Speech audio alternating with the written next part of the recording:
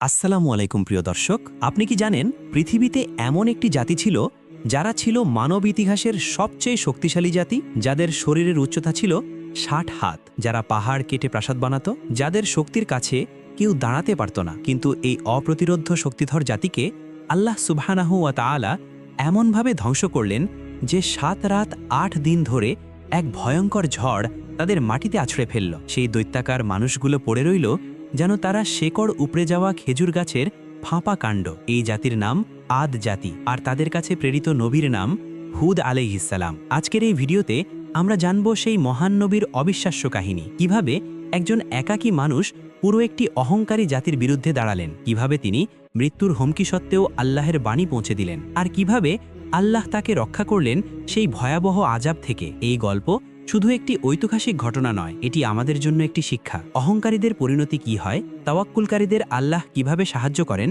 সবকিছু এই কাহিনীতে আছে। প্রিয় দর্শক, এই ধরনের ঈমান বৃদ্ধিকারী হৃদয়স্পর্শী কাহিনী নিয়মিত পেতে চাইলে এখনই সাবস্ক্রাইব করুন নুরানি মেমোরি 2.0 চ্যানেলে। বেল আইকনে ক্লিক করুন যাতে কোনো ভিডিও মিস না হয়। চলুন শুরু করা যাক এই অসাধারণ কাহিনী। নূহ আলাইহিস সালামের মহাপ্লাবনের পর পৃথিবীতে মানুষ আবার বংশবিস্তার করতে শুরু করল।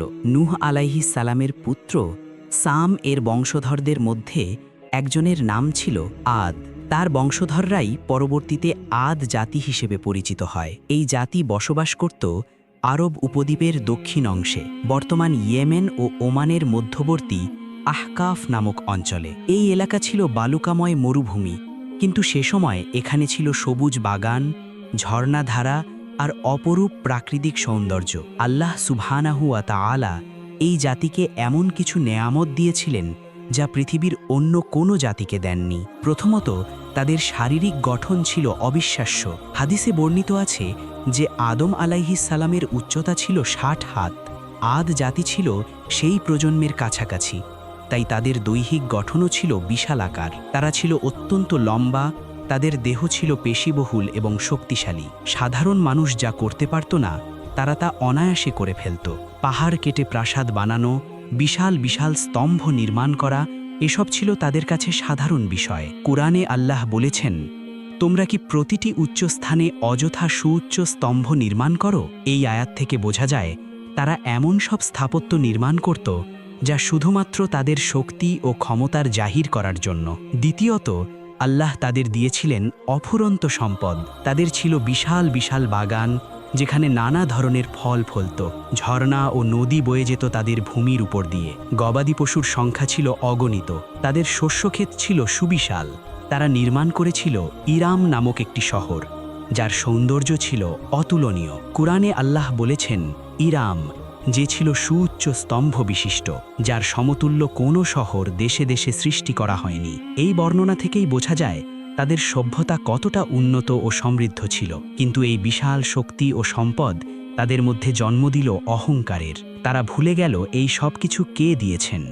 তারা বলতে শুরু করল, আমাদের চেয়ে শক্তিশালী আর কে আছে? এই প্রশ্ন ছিল তাদের চরম অহংকারের বহিঃপ্রকাশ। তারা ভাবতে শুরু করল যে তাদের এই শক্তি তাদের নিজেদের অর্জন, আল্লাহর দান নয়। এটাই ছিল তাদের প্রথম ও সবচেয়ে বড় ভুল। কারণ যে কোনো নিয়ামত পাওয়ার পর যখন মানুষ দাতাকে ভুলে যায়, তখনই শুরু হয় তার পতনের সূচনা। আদ জাতির লোকেরা ক্রমশ মূর্তি পূজায় লিপ্ত হয়ে পড়ল। তারা নিজেদের হাতে মূর্তি বানাত এবং সেগুলোর সামনে সেজদা করত।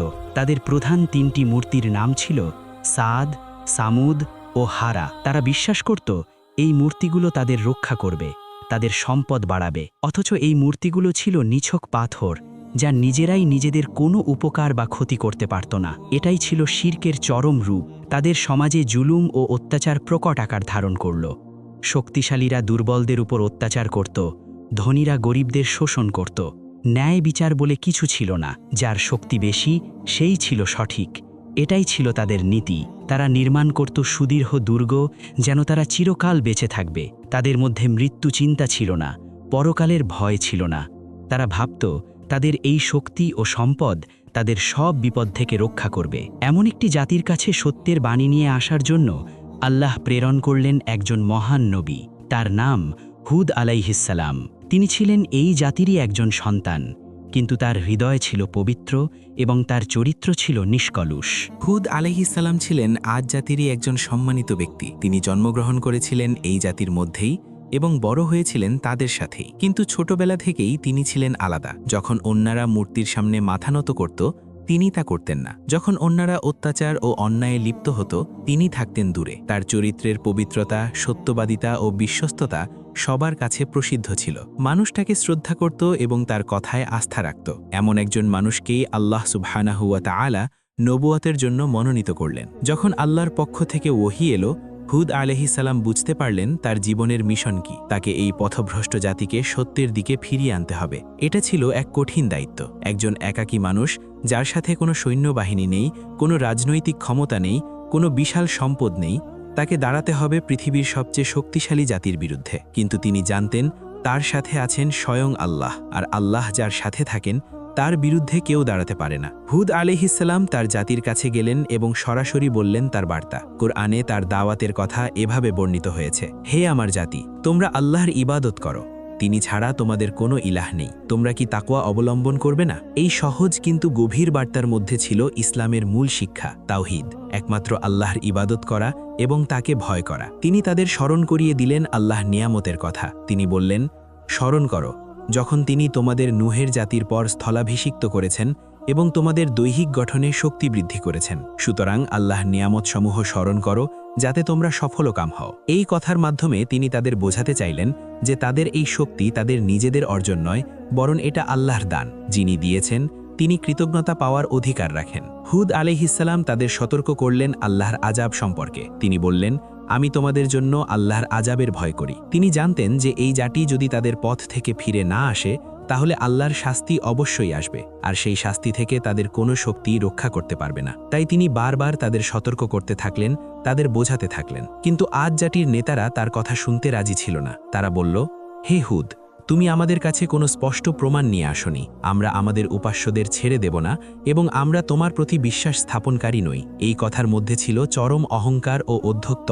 তারা প্রকৃতপক্ষে প্রমাণ দেখতে চায়নি। তারা চেয়েছিল তাদের পূর্বপুরুষদের ধর্মে থাকতে, কারণ সত্যকে মেনে নিলে তাদের অহংকার ও ক্ষমতার ভিত ভেঙে পড়ত। তারা আরও এক ধাপ এগিয়ে হুদ আলাইহিসসালামকে অপমান করতে শুরু করল। তারা বলল, আমরা মনে করি আমাদের কোনো উপাস্য তোমাকে পাগল করে দিয়েছে। এই অভিযোগ ছিল তার প্রতি চরম অবমাননা। একজন সত্যবাদী, বিশ্বস্ত মানুষকে, যাকে তারা সারা জীবন শ্রদ্ধা করেছে, তাকে তারা পাগল বলে আখ্যায়িত করল শুধু এই কারণে যে তিনি তাদের মূর্তি পূজার বিরোধিতা করলেন। কিন্তু হুদ আলাইহিসসালাম ধৈর্য হারালেন না। তিনি শান্ত ও স্থিরভাবে উত্তর দিলেন, আমি পাগল নই, বরং আমি বিশ্বজগতের প্রতিপালকের রাসূল। আমি তোমাদের কাছে আমার প্রতিপালকের বার্তা পৌঁছে দিচ্ছি এবং আমি তোমাদের জন্য একজন বিশ্বস্ত উপদেষ্টাদাতা। এই উত্তরে ছিল নবীসুলভ ধৈর্য ও প্রজ্ঞা। তিনি রাগ করলেন না, তিনি হতাশ হলেন না, তিনি শুধু তার দায়িত্ব পালন করে যেতে থাকলেন।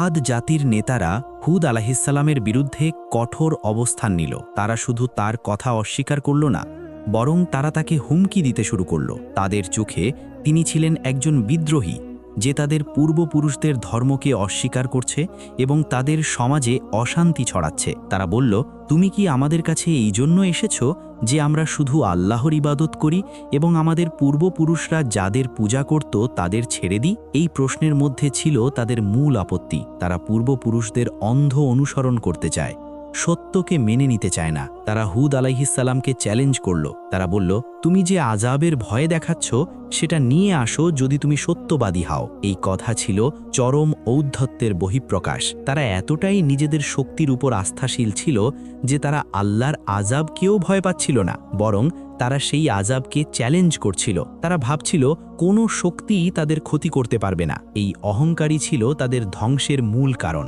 হুদ আলাইহিসসালাম তাদের এই চ্যালেঞ্জের জবাবে বললেন, তোমাদের উপর তোমাদের রবের পক্ষ থেকে আযাব ও গজব অবধারিত হয়ে গেছে। তোমরা কি আমার সাথে কিছু নাম নিয়ে ঝগড়া করছো, যেগুলো তোমরা এবং তোমাদের পূর্বপুরুষরা রেখেছ, যার পক্ষে আল্লাহ কোনো দলিল নাজিল করেননি? সুতরাং তোমরা অপেক্ষা করো, আমিও তোমাদের সাথে অপেক্ষাকারীদের অন্তর্ভুক্ত। এই উত্তরে তিনি পরিষ্কার করে দিলেন যে তাদের মূর্তিগুলো কিছুই নয়, শুধু কিছু নাম যেগুলোর কোনো বাস্তব ক্ষমতা নেই। আদ জাতি তাদের হুমকি আরও বাড়িয়ে দিল। তারা বলল, আমরা শুধু এটাই বলি যে আমাদের কোনো উপাস্য তোমাকে খারাপভাবে পেয়ে বসেছে। তারা বিশ্বাস করত যে হুদ আলাইহিসসালাম তাদের মূর্তির অভিশাপে পাগল হয়ে গেছেন, তাই তিনি এমন কথা বলছেন। এটা ছিল তাদের চরম মূর্খতা ও অন্ধত্বের প্রমাণ। যে পাথরের মূর্তি নিজের কোনো উপকার করতে পারে না, সে কিভাবে কাউকে পাগল বানাবে বা অভিশাপ দেবে? এই মুহূর্তে হুদ আলাইহিসসালাম একটি অসাধারণ ঘোষণা দিলেন। এই ঘোষণা আমাদের জন্য তাওয়াক্কুলের চরম উদাহরণ। তিনি বললেন, আমি আল্লাহকে সাক্ষী রাখছি এবং তোমরাও সাক্ষী থাকো যে তোমরা আল্লাহ ছাড়া যাদের শরিক করো তাদের সাথে আমার কোনো সম্পর্ক নেই। সুতরাং তোমরা সবাই মিলে আমার বিরুদ্ধে ষড়যন্ত্র করো, তারপর আমাকে কোনো অবকাশ দিও না। এই কথা ভাবুন, একজন একাকী মানুষ যার সাথে কোনো দেহরক্ষী নেই, কোনো সৈন্যবাহিনী নেই, তিনি পুরো একটি শক্তিশালী জাতিকে চ্যালেঞ্জ করছেন। তিনি আরও বললেন, আমি আল্লাহর উপর ভরসা করি, যিনি আমার প্রতিপালক, এবং তোমাদেরও। এমন কোনো প্রাণী নেই যার ললাটের কেশগুচ্ছ তার হাতে নেই। নিশ্চয়ই আমার রব সরল পথে আছেন। এই বাক্যে তিনি তাওয়াক্কুলের সর্বোচ্চ স্তর প্রকাশ করলেন। তিনি বললেন যে প্রতিটি প্রাণীর নিয়ন্ত্রণ আল্লাহর হাতে। যদি আল্লাহ চান তাহলে পুরো আদ জাতীয় তার এক চুলও বাঁকা করতে পারবে না। এই তাওয়াক্কুলের শিক্ষা আমাদের জন্য অত্যন্ত গুরুত্বপূর্ণ। যখন আমরা সত্যের উপর থাকি তখন আমাদের কোনো শক্তিকে ভয় পাওয়া উচিত নয়। মানুষের শক্তি যতই বড় হোক, আল্লাহর শক্তির কাছে তা কিছুই না। যে ব্যক্তি আল্লাহর উপর পূর্ণ ভরসা রাখে, আল্লাহ তাকে কখনো একা ছাড়েন না। হুদ আলাইহিসসালাম এই সত্যটি তার জীবন দিয়ে প্রমাণ করলেন।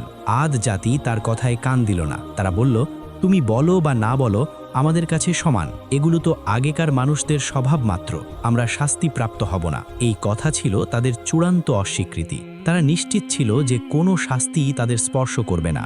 এই মিথ্যা নিশ্চয়তা তাদের ধ্বংসের দ্বার প্রান্তে নিয়ে এলো। আল্লাহ সুবহানাহু ওয়া তাআলা আদ জাতিকে সুযোগ দিলেন, অনেক সুযোগ। হুদ আলাইহিসসালাম বছরের পর বছর তাদের দাওয়াত দিতে থাকলেন, কিন্তু তারা ক্রমশ আরও অহংকারী হয়ে উঠল। তারা ভাবল যেহেতু কোনো আযাব আসছে না, তাই হুদ আলাইহিসসালামের কথা মিথ্যা। তারা বুঝতে পারল না যে আল্লাহ তাদের সময় দিচ্ছেন ফিরে আসার জন্য।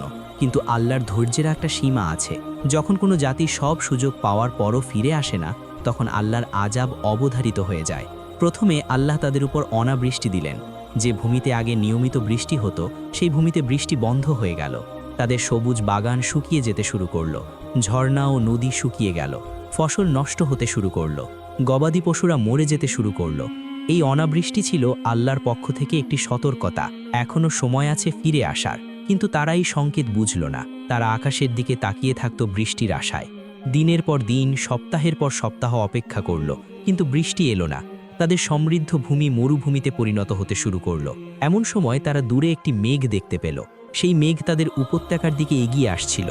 তারা খুশিতে চিৎকার করে উঠল, এই মেঘ আমাদের বৃষ্টি দেবে। কুরআনে আল্লাহ এই মুহূর্তের বর্ণনা দিয়েছেন এভাবে, অতঃপর যখন তারা সেই শাস্তিকে মেঘরূপে তাদের উপত্যকার দিকে আসতে দেখল, তখন বলল, এটা তো মেঘ, আমাদের বৃষ্টি দেবে।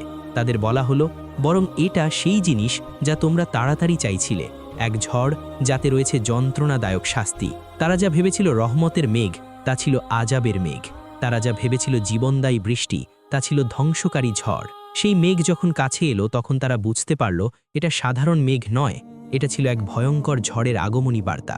বাতাস বইতে শুরু করলো, প্রথমে মৃদু, তারপর জোরে, তারপর আরও জোরে। এই বাতাস ছিল এমন যা তারা কখনো অনুভব করেনি। এটা ছিল আল্লাহর আযাব, রিহুন সারসার বা হিমশীতল ঝড়ো বাতাস। এই ঝড়ের তীব্রতা কেমন ছিল? কোরআনে বলা হয়েছে এই ঝড় ছিল আতিয়া বা সীমা লঙ্ঘনকারী, অর্থাৎ এটা স্বাভাবিক ঝড়ের সব সীমা অতিক্রম করেছিল। এই ঝড়ের শব্দ ছিল বজ্রের মতো গর্জন। বাতাসের গতি ছিল এতটাই তীব্র যে এটা মানুষদের শূন্যে উড়িয়ে নিয়ে মাটিতে আছড়ে ফেলছিল। এই বিশালাকার শক্তিশালী মানুষেরা যারা ভাবত তারা অজেয়, তারা এই ঝড়ের সামনে ছিল সম্পূর্ণ অসহায়। হুদ আলাইহিসসালাম এবং যারা তার উপর ঈমান এনেছিলেন, আল্লাহ তাদের রক্ষা করলেন। বর্ণিত আছে যে তারা একটি নিরাপদ স্থানে আশ্রয় নিয়েছিলেন এবং সেই ঝড় তাদের স্পর্শ করতে পারেনি। এটাই আল্লাহর ক্ষমতা। একই ঝড় এক দলকে ধ্বংস করছে, আরেক দলকে রক্ষা করছে। এটাই ঈমানদার আর কাফেরের পার্থক্য। ঈমানদারদের জন্য আল্লাহ সর্বদা একটি পথ বের করে দেন। আল্লাহ সুবহানাহু ওয়া তাআলা কোরআনে এই ঝড়ের বর্ণনা দিয়েছেন অত্যন্ত বিস্তারিতভাবে। সূরা আল হাক্কায় আল্লাহ বলেছেন, আর আদ তাদের ধ্বংস করা হয়েছিল প্রচণ্ড ঝঞ্ঝাবায়ু দ্বারা। তিনি এটাকে তাদের উপর 7 রাত ও 8 দিন অবিরাম প্রবাহিত করেছিলেন। তখন তুমি সেই জাতিকে দেখতে পেতে তারা সেখানে লুটিয়ে পড়ে আছে, যেন তারা শেকড় উপড়ে যাওয়া খেজুর গাছের ফাঁপা কাণ্ড। এই বর্ণনা আমাদের সামনে এক ভয়াবহ চিত্র তুলে ধরে। 7 রাত এবং 8 দিন একটানা প্রায় ৯৮ ঘন্টার বেশি সময় ধরে এই ঝড় চলেছিল। এই ঝড়ের ধ্বংসলীলা ছিল অকল্পনীয়। আদ জাতির সেই বিশাল প্রাসাদগুলো যা তারা পাহাড় কেটে বানিয়েছিল সেগুলো ধূলিসাৎ হয়ে গেল। তাদের সুউচ্চ স্তম্ভগুলো যা তাদের শক্তির প্রতীক ছিল সেগুলো ভেঙে পড়ল। ইরাম শহর যার সৌন্দর্যের তুলনা পৃথিবীতে ছিল না, সেটা বালির নিচে চাপা পড়ে গেল। তাদের সমস্ত সম্পদ, তাদের সমস্ত গৌরব সব ধ্বংস হয়ে গেল মুহূর্তের মধ্যে। কিন্তু সবচেয়ে ভয়াবহ ছিল মানুষদের অবস্থা। এই শক্তিশালী বিশালাকার মানুষেরা ঝড়ের সামনে ছিল সম্পূর্ণ অসহায়। বাতাস তাদের উড়িয়ে নিয়ে যেত এবং তারপর মাটিতে আছড়ে ফেলত। কুরআনের বর্ণনা অনুযায়ী তারা পড়েছিল যেন তারা শেকড় উপড়ে যাওয়া খেজুর গাছের ফাঁপা কাণ্ড। এই উপমা অত্যন্ত শক্তিশালী। খেজুর গাছ যখন শেকড় সহ উপড়ে যায় এবং শুকিয়ে ফাঁপা হয়ে যায়, তখন তা একটি জীবনহীন, অর্থহীন বস্তু হয়ে পড়ে থাকে। ঠিক তেমনি এই শক্তিশালী মানুষগুলো যারা নিজেদের অজেয় ভাবত, তারা পড়ে রইল মৃত ও অসহায় অবস্থায়। তাদের মূর্তিগুলো কি তাদের বাঁচাতে পারল? না। সাদ, সামুদ, হারা এই মূর্তিগুলো কিছুই করতে পারল না, কারণ এগুলো ছিল নিছক পাথর যেগুলোর নিজেদের কোনো ক্ষমতা ছিল না। এই সত্য তারা বুঝতে পারল, কিন্তু তখন অনেক দেরি হয়ে গেছিল। সূরা আল কামারে আল্লাহ বলেছেন, নিশ্চয়ই আমি তাদের উপর এক প্রচণ্ড ঝড়ো বাতাস পাঠিয়েছিলাম এক অবিরাম অশুভ দিনে, যা মানুষদের উড়িয়ে নিয়ে যাচ্ছিল যেন তারা শেকড় উপড়ে যাওয়া খেজুর গাছের কাণ্ড। এখানে নাহসেম মুস্তামের বা অবিরাম অশুভ দিন শব্দ ব্যবহার করা হয়েছে। এটা বোঝায় যে এই দিনগুলো তাদের জন্য ছিল চরম দুর্ভাগ্য ও ধ্বংসের দিন। এই দিনগুলো থেকে তাদের কোনো মুক্তি ছিল না। আল্লাহ আরও বলেছেন, তাদের কোনো অস্তিত্ব কি তুমি দেখতে পাও? এই প্রশ্ন আমাদের সামনে রাখা হয়েছে যাতে আমরা চিন্তা করি, এত বড় একটি জাতি, এত শক্তিশালী, এত সমৃদ্ধ, তাদের কিছুই অবশিষ্ট রইল না। তাদের চিহ্ন পর্যন্ত মুছে গেল ইতিহাস থেকে। এটাই আল্লাহ ক্ষমতা। যে জাতি আল্লাহকে অস্বীকার করে, আল্লাহ তাদের এমনভাবে ধ্বংস করতে পারেন যে তাদের কোনো চিহ্নও বাকি থাকে না। ইরাম শহর, যার কথা কুরআনে বলা হয়েছে, সেটা শতাব্দীর শতাব্দী ধরে হারিয়ে গিয়েছিল। মানুষ ভাবত এটা হয়তো কাল্পনিক কোনো শহর, কিন্তু ১৯৯২ সালে প্রত্নতাত্ত্বিকরা ওমানের মরুভূমিতে একটি প্রাচীন শহরের ধ্বংসাবশেষ আবিষ্কার করেন, যাকে অনেকে ইরাম বলে মনে করেন। এই আবিষ্কার কোরআনের সত্যতার আরেকটি প্রমাণ। আল্লাহর কিতাব কখনো মিথ্যা বলে না। হুদ আলাইহিস সালাম ও আদ জাতির এই কাহিনী থেকে আমাদের জন্য অনেক গুরুত্বপূর্ণ শিক্ষা রয়েছে। এই শিক্ষাগুলো যদি আমরা আমাদের জীবনে প্রয়োগ করি, তাহলে আমরা দুনিয়া ও আখেরাতে সফল হতে পারব। প্রথম শিক্ষা হলো শক্তির সঠিক ব্যবহার সম্পর্কে। আল্লাহ যখন কাউকে শক্তি, ক্ষমতা বা সম্পদ দেন, তখন সেটা একটা পরীক্ষা। এই নেয়ামতকে কিভাবে ব্যবহার করা হয় সেটাই গুরুত্বপূর্ণ।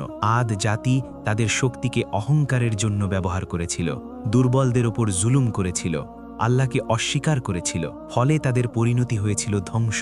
আমাদের উচিত আল্লাহ প্রদত্ত সব নেয়ামতকে তার সন্তুষ্টির জন্য ব্যবহার করা, মানুষের কল্যাণে ব্যয় করা। দ্বিতীয় শিক্ষা হল অহংকারের পরিণতি সম্পর্কে। অহংকার এমন একটি গুনাহ যা শয়তানকে আল্লাহর রহমত থেকে বিতাড়িত করেছিল। আদ জাতি বলেছিল, আমাদের চেয়ে শক্তিশালী আর কে আছে? আল্লাহ তাদের উত্তর দিয়েছিলেন এভাবে, তারা কি লক্ষ্য করে না যে আল্লাহ যিনি তাদের সৃষ্টি করেছেন তিনি তাদের চেয়ে বেশি শক্তিশালী? আমরা যতই শক্তিশালী হই না কেন, আল্লাহর শক্তির কাছে আমরা কিছুই নই। তাই কখনো অহংকার করা উচিত নয়। তৃতীয় শিক্ষা হল তাওয়াক্কুলের গুরুত্ব সম্পর্কে। হুদ আলাইহিস সালাম একাই দাঁড়িয়েছিলেন একটি শক্তিশালী জাতির বিরুদ্ধে। তার কোনো সৈন্য ছিল না, কোনো অস্ত্র ছিল না, কিন্তু তার ছিল আল্লাহর উপর পূর্ণ ভরসা। তিনি বলেছিলেন, তোমরা সবাই মিলে আমার বিরুদ্ধে ষড়যন্ত্র করো, তারপর আমাকে কোনো অবকাশ দিও না। এই ছিল তাওয়াক্কুলের চূড়ান্ত প্রকাশ। যখন আমরা সত্যের উপর থাকি এবং আল্লাহর উপর ভরসা রাখি, তখন কোনো শক্তিই আমাদের ক্ষতি করতে পারে না। চতুর্থ শিক্ষা হল নবীদের দাওয়াতি কৌশল সম্পর্কে। হুদ আলাইহিস সালাম কিভাবে দাওয়াত দিয়েছিলেন লক্ষ্য করুন। তিনি প্রথমে তাওহীদের কথা বলেছিলেন, তারপর তাদের আল্লাহর নেয়ামত স্মরণ করিয়ে দিয়েছিলেন, তারপর তাদের আযাব সম্পর্কে সতর্ক করেছিলেন। এই কৌশল আমরাও অনুসরণ করতে পারি। প্রথমে মানুষকে আল্লাহর একত্ববাদের কথা বলুন, তার নেয়ামতের কথা স্মরণ করিয়ে দিন, তারপর পরকালের হিসাবের কথা বলুন। পঞ্চম শিক্ষা হল ধৈর্যের গুরুত্ব সম্পর্কে। হুদ আলাইহিস সালাম বছরের পর বছর ধৈর্য ধরেছিলেন। তাকে অপমান করা হয়েছিল, হুমকি দেওয়া হয়েছিল, পাগল বলা হয়েছিল, কিন্তু তিনি হাল ছাড়েননি। তিনি তার দায়িত্ব পালন করে গেছেন। আমাদের জীবনেও যখন বিপদ আসে, কষ্ট আসে, মানুষ অপমান করে, তখন ধৈর্য ধরতে হবে এবং আল্লাহর পথে অটল থাকতে হবে। ষষ্ঠ শিক্ষা হল আখেরাতের প্রস্তুতি সম্পর্কে।